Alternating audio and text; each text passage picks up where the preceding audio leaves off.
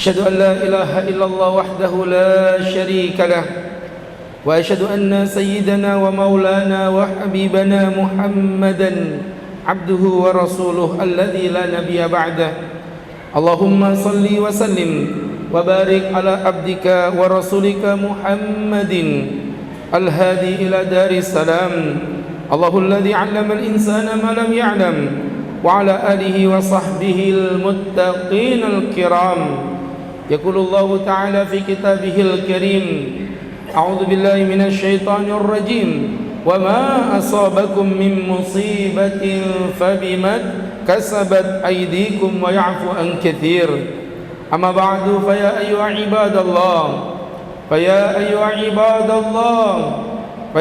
عباد الله أوصيكم وإياي بتقوى الله فقد فاز المتقون.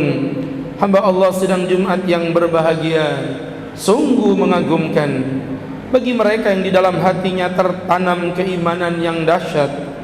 Dengan rasa itulah ia menjadi pribadi yang kuat. Ketika kenikmatan menghujam, bukan sombong dan maksiat, ia justru bersyukur penuh hikmat dan rasa taat. Ketika ujian menimpa, bukan mengumpat, ia justru bersabar walau hati tersayat-sayat. Dan iman pun akhirnya menjadi payung pelindung, tanpa ekspresi murka dan murung atas keputusan takdir yang terlantun. Tapi ujian justru membuatnya bermuhasabah dan merenung, bertaubat dalam zikir yang terdengung, berbisik lembut di hadapan Allah Zat yang Maha Agung. Maka bertakwalah engkau hamba Allah, bertakwalah engkau hamba Allah, lumuri diri kita dengan perintahnya. Jauhkan diri ini dari segala larangan-larangannya, dengan bermuhasabah di setiap ujian melanda. Bukan hanya disibukkan dengan ikhtiar dan doa dan usaha belaka, tapi juga bagaimana kita mampu mengkombinasikan takwa di dalam ramuan ikhtiar yang dicampur dalam doa. Dan demi Allah, di saat itulah Allah akan menurunkan pertolongannya di luar nalar dan logika yang kita punya. May yattaqillah yaj'al lahu makhraja wa yarzuqhu min haitsu la yahtasib. Barang siapa yang bertakwa kepada Allah, Allah akan memberikan kepadanya jalan keluar, dan Allah akan memberikan rizki yang bahkan tak tergambar. Saudaraku, beberapa waktu ini kita menyaksikan dengan mata kepala kita sendiri bagaimana bangsa kita terluluhlantahkan dengan ujian beruntun yang tiada henti. Jangan kau katakan kebetulan, karena di dalam rumus keimanan yang ada hanyalah kata ketetapan dari Sang Rahman dengan pertimbangan yang adil dan matang. Dan sungguh Allah bukanlah zat yang berlaku zalim dan bertindak curang. Jangan pula kau katakan ini hanyalah fenomena alam, tapi kau lupakan Sang Pengatur fenomena alam. Karena jika setiap kejadian kita katakan sebagai fenomena alam, demi Allah, maka trompet sang sakala dan munculnya matahari di detik-detik akhir kehidupan pun akan kita katakan sebagai fenomena alam. Lantas dengan apa Allahku dan Allahmu memperingatkan? Akhirnya kita semua terlelap dalam kelalaian, dan tiba-tiba kita berada pada persidangan Allah di yaumil mahsyar untuk mempertanggungjawabkan setiap kebodohan yang kita lakukan.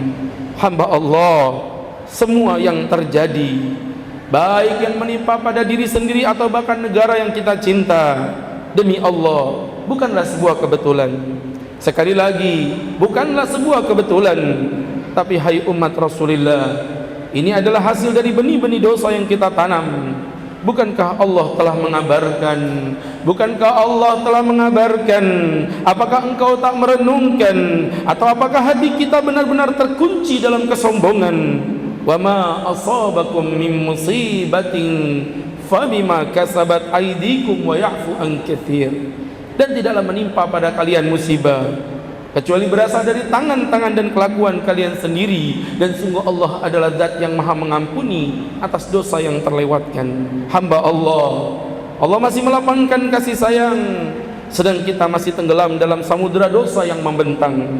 Apakah ada di antara kita yang berkenan mengetuk pintu taubatnya yang panjang dan lapang? Ketahuilah, catatlah, renungkanlah hamba Allah, beberapa dosa yang menjadi biang kerok akan turunnya malapetaka yang jika kita berada di dalamnya, semoga Allah melindungi kita dan keluarga kita. Yang pertama, kufur nikmat. Renungkan hamba Allah. Wa daraballahu matalan qaryatan kanat aminatan mutmainnatan ya'tiha rizquha ragada min kulli makanin fakafurat bi an'amillah.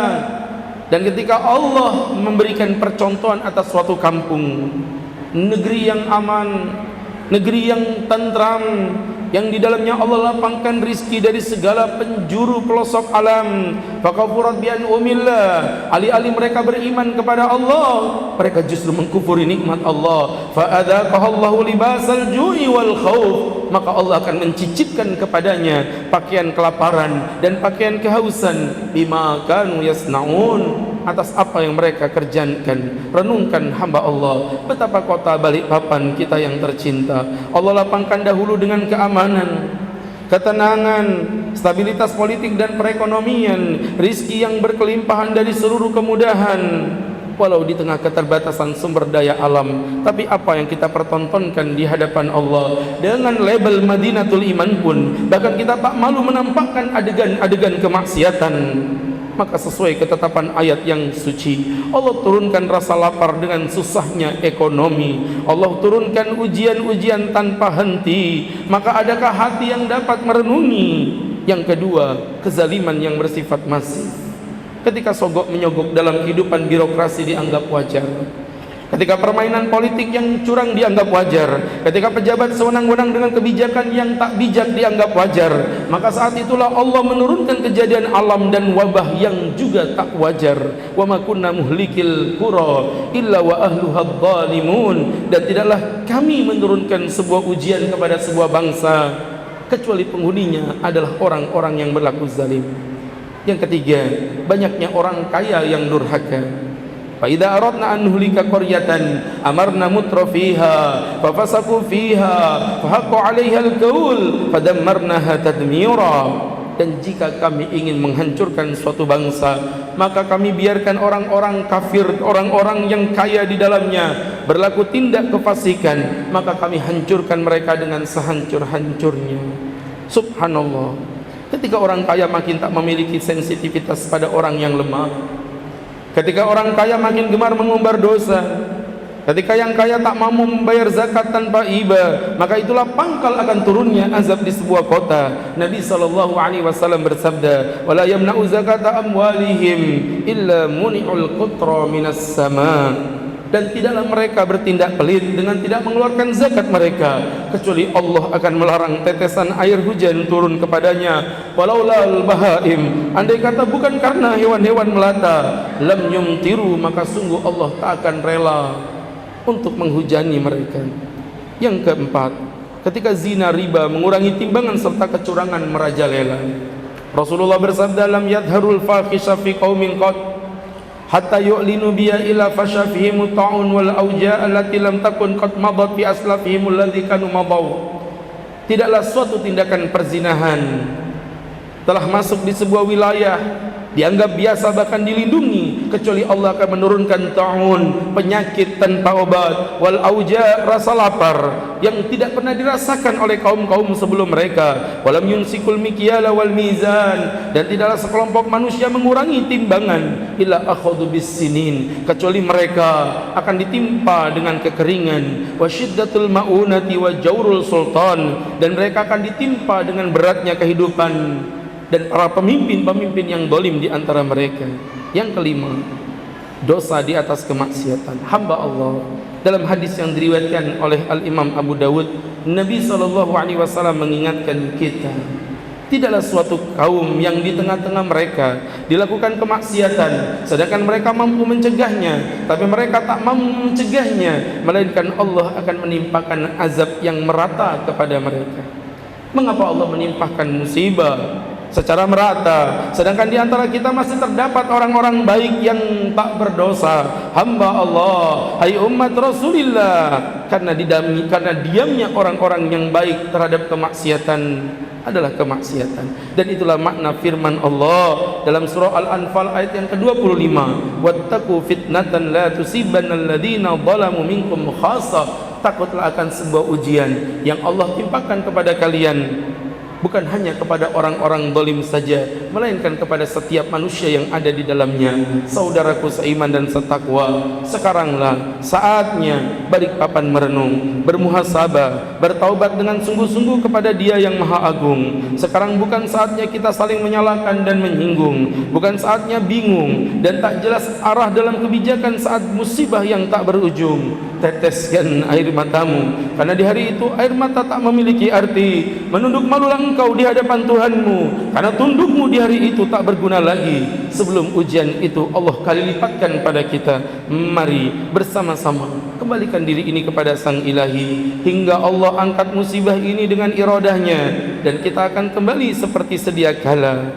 Hamba Allah, selagi kesempatan masih ada, bertepatan dengan momentum muhasabah yang menimpa, mari kembalikan diri ini pada Sang Rahman, merenung dan merenung tanpa bosan, hingga ketika ujian itu datang, sayup-sayup kita akan dengarkan lantunan indah memanggil penuh damai dan kasih sayang. A'udzu billahi minasy syaithanir rajim.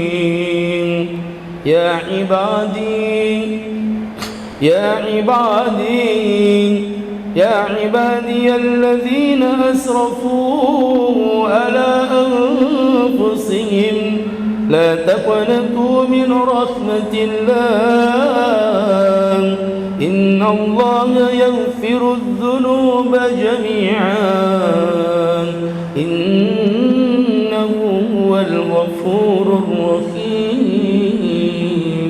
Ya ibadi, wahai hambaku yang melampaui batas di atas dirimu, janganlah engkau berputus asa dari rahmat Allah. Innallaha yaghfiru dzunuba jami'a. Sesungguhnya Allah akan mengampuni semua jenis-jenis dosa, dan Dialah Allah Zat yang Maha Pengampun lagi Maha Pengasih. Barakallahu li wa lakum fil Qur'anil azim, wa nafa'ani bima fihi minal ayati wa dzikril hakim, wa taqabbalallahu minni wa minkum tilawata innahu huwas samiul alim.